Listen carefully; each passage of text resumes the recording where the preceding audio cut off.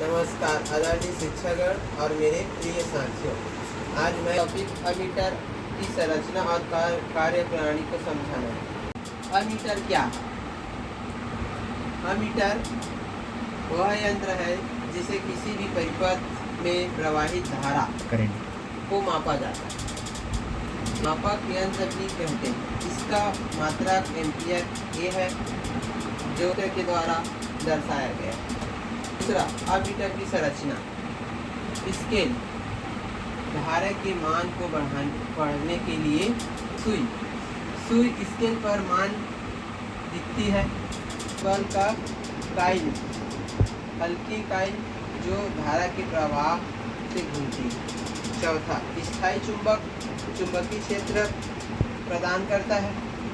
Ammeter की संरचना रूप में दिखाया गया है। कार्य प्रणाली। जब अमीटर को परिपथ धारा के साथ जोड़ा जाता है तो धारा मूवेबल काइल से होकर प्रवाहित होती है। काइल चुंबकीय क्षेत्र में होने के कारण उस पार बल आवश्यक होता है जिससे वह घूमती है।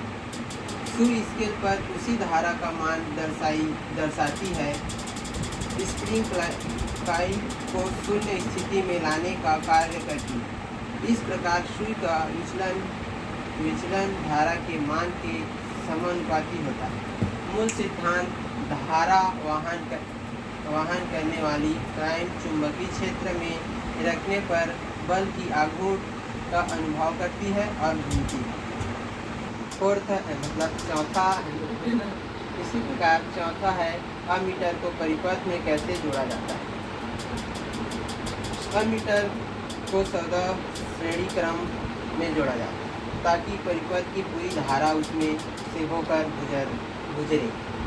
सही तरीका श्रृंखला क्रम में है, गलत तरीका समांतर क्रम में है। वह व्यवहारिक उदाहरण: दीवार की घड़ी में एक छोटा सा विद्युत मोटर या स्टेपर मोटर होता है जो बैटरी से धारा प्राप्त करके चलता है। इसी घड़ी में धारा बहुत कम होता है, आमतौर पर कुछ मिली एम्पियर। उत्पादन या जांच के लिए अमीटर उपयोग करके यह सुनिश्चित किया जाता है कि घड़ी में प्रवाहित धारा निर्धारित सीमा के भीतर या नहीं।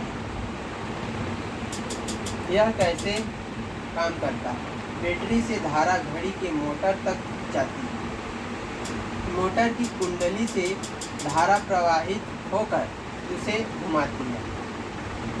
अमीटर को श्रृंखला क्रम में जोड़कर धारा मापी जाती है। सेकेंड, यदि धारा अधिक या कम हो तो घड़ी सही समय नहीं रखेगी या रुक सकती। इसलिए अमीटर से धारा जांच कर गुणवत्ता सुनिश्चित की जाती है। मुख्य बिंदु: अमीटर मापने का यंत्र है। इसे सदा श्रृंखला क्रम में जोड़ा जाता है। इसका आंतरिक प्रतिरोध बहुत कम होता है। अधिक धारा से अमीटर क्षतिग्रस्त हो सकता है या परिपथ के सुनिश्चित एवं कुशल संचालन के लिए आवश्यक है। धन्यवाद मेरे वीडियो को देखने के लिए।